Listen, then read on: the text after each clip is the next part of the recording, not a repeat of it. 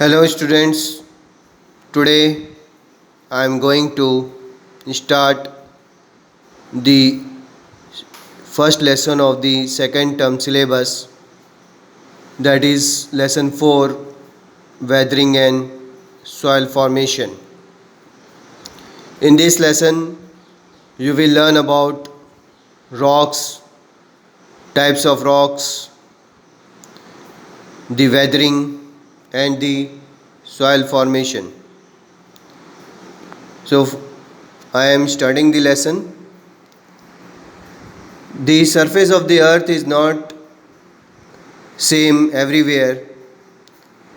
At some place there is mountain, at some place there is plateau, some place there is plain, valleys, desert.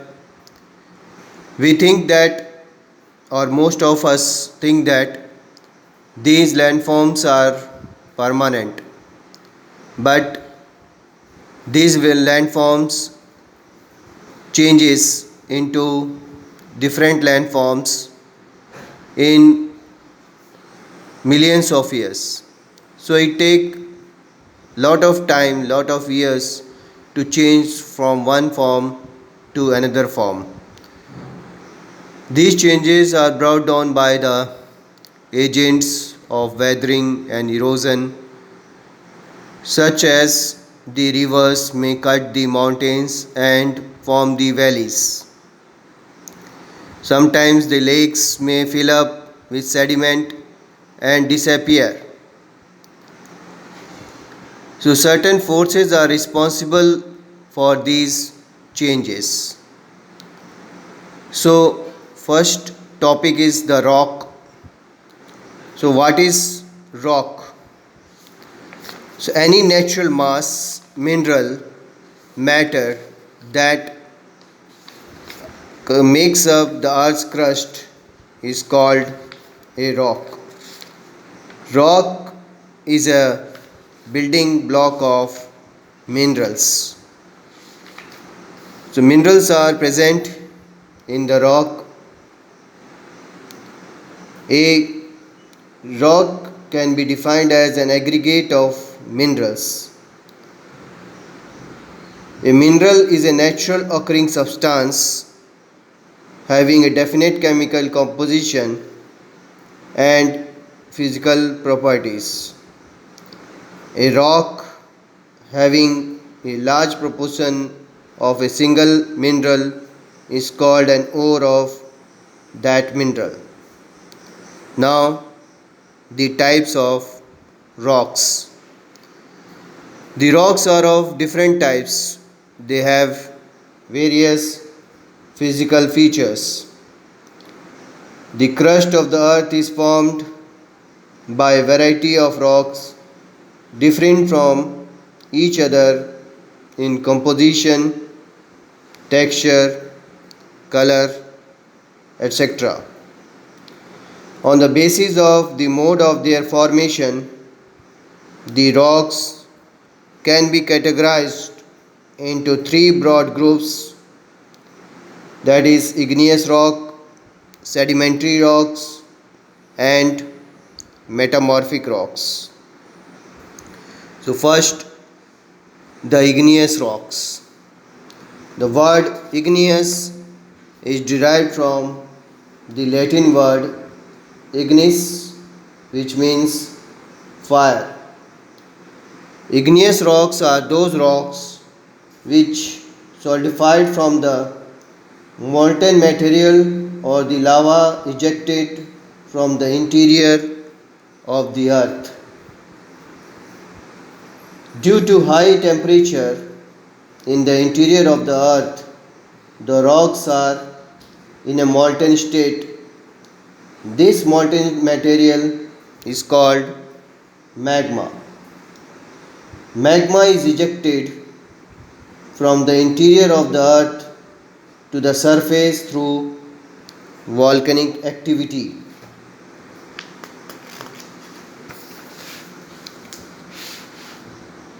The eruption of magma leads to the formation of lava. These rocks are called the primary rocks because these are the basis of the other rocks. This is also called as the parent rock. Igneous rocks made up 85% or more of the earth's crust. Volcanic material which are deposited on the surface of the earth is called lava. Igneous rocks are formed through deposition and solidification of volcanic materials. Igneous rocks are of thermal origin since they were the first rocks to be formed, so igneous rocks are also known as primary rocks. Igneous rocks are generally hard, have no layers, and do not contain fossils. Most of them, besides being crystalline, are impervious. The meaning of impervious is that water cannot percolate through them. These rocks are further divided into extrusive and intrusive igneous rock. So first is intrusive igneous rocks. So these are formed when the magma solidifies below the surface of the earth. When the magma cools below the surface of the earth, the cooling process takes place slowly.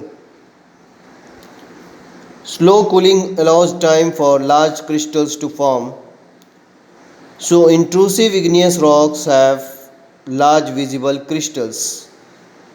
One of the examples of such rocks is dolerite. Sometimes the deposition of the magma takes place at a great depth. Such rocks have very large crystal and they are called plutonic rocks. Granite is one of the rocks formed in this manner through solidification of magma at great depth. Igneous rocks formed in this manner may be exposed to the surface due to denudation. Granite found in many parts of peninsular region of India is an example of such rocks. Now the second type of rock, which is the sedimentary rock. So sedimentary is derived from the Latin word sedimentum, which means settling down. These rocks are formed through consolidation of accumulated sediments deposited in huge depressions like sea or lake. The sediments are derived by denudation of the rocks by agents of erosion like rivers, glaciers, winds, and waves. These agents of erosion carry the eroded particles of rocks to the huge depressions and deposit them in layers. Such deposited material is called sediment.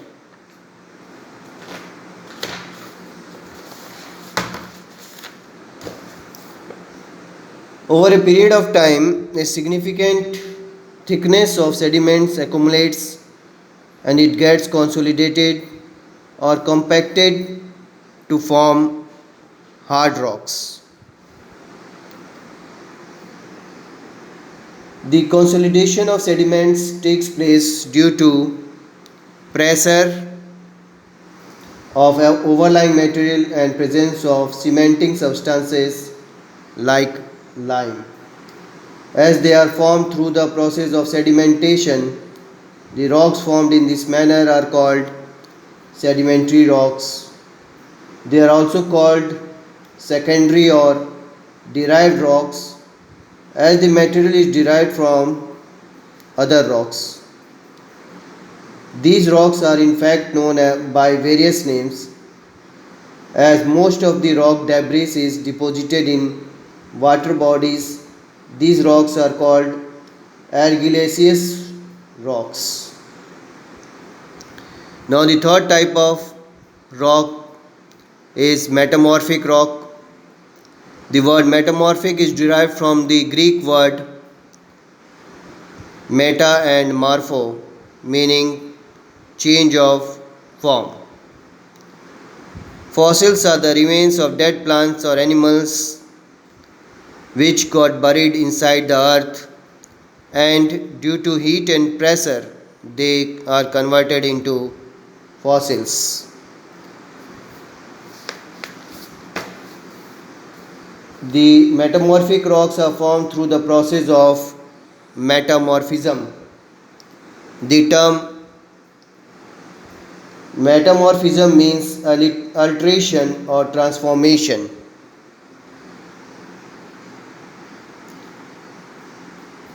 Metamorphism may involve both physical as well as chemical changes in the characteristics of the pre-existing rocks. Metamorphism of rocks takes place when they are subjected to high temperature or pressure. Due to extreme pressure generating heat or by coming in contact with the volcanic material, the original minerals found in a rock are altered and new minerals are formed.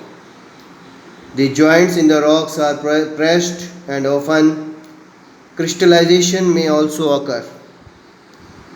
The rocks thus formed are generally more compact, harder and bulky than the original rocks. Metamorphic rocks may have layers, but the layers are highly compressed. Generally, fossils are not found in these rocks. Most of the metamorphic rocks are impermeable. The process of metamorphism may take a very long time. Under pressure or heat, various sedimentary and igneous rock are metamorphosed and to produce new rocks.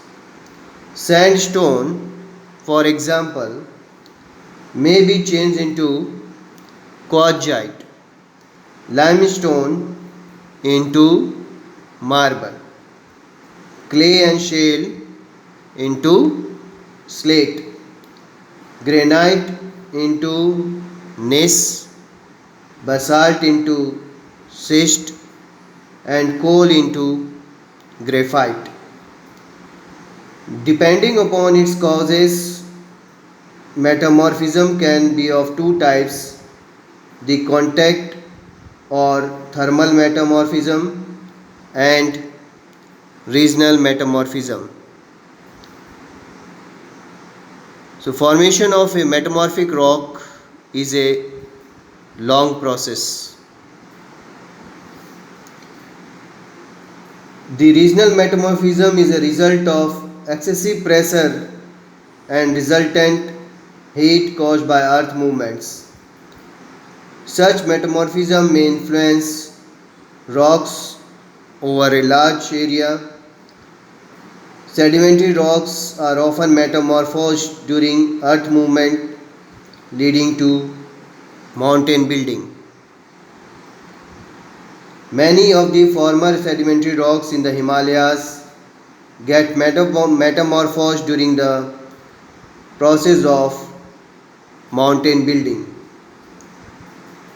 Contact or thermal metamorphism is caused by heat. Sedimentary rocks coming in contact with hot magma may get heated excessively and thus get altered.